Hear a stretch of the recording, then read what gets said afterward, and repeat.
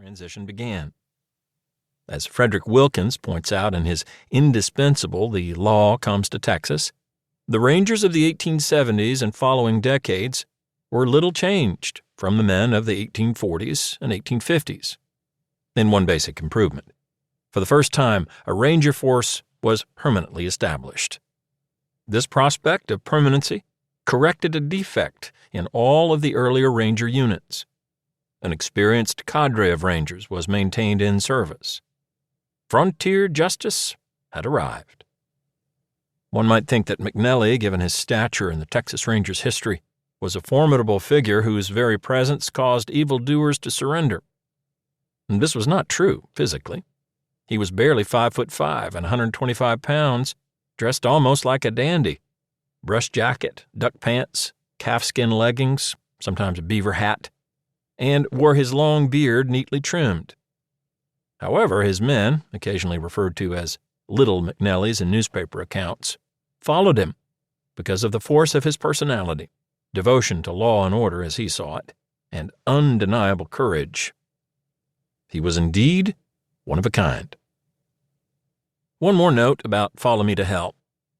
Indian was in common usage during the decades that I am writing about, but it is not nearly as common today.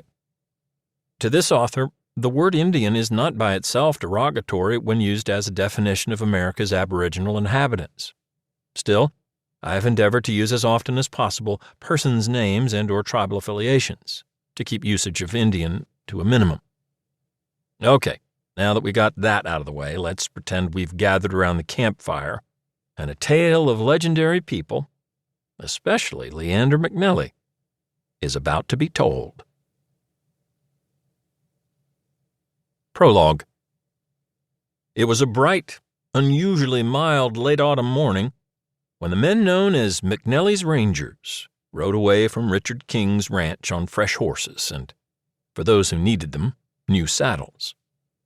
At a brisk pace, the riders searched for the vigilantes and bandits who had terrorized the Nueces Strip. Their captain was Leander McNelly. Most descriptions of him echo that of Doug Swanson in his book Cult of Glory. He was short, gaunt, thin of voice, and racked by tuberculosis. To a newspaper correspondent of his day, he appeared as the very reverse of robust. One of his own men, an ardent admirer, described him as sick and puny, a little runt of a feller. At the peak of his career, he was sometimes so weak he could barely stand. But his company of Rangers would obey his every word and display as much bravery in action as he did. Now, in November 1875, they were undertaking their most dangerous mission yet.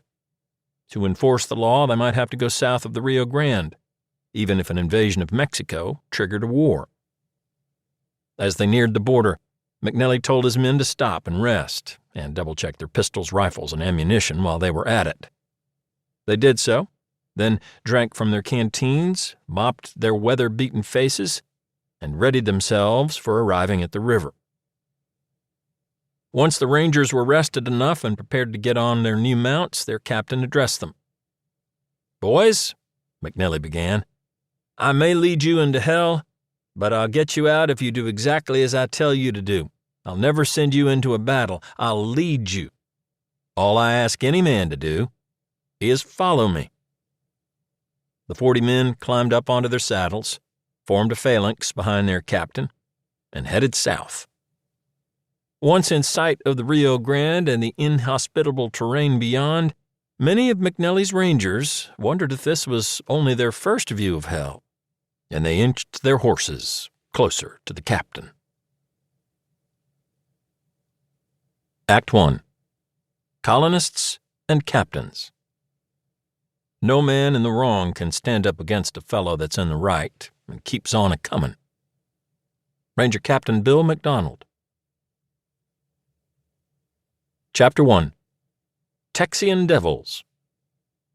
It is generally agreed that Stephen Austin created the Texas Rangers with a few strokes of his quill pen in August 1823.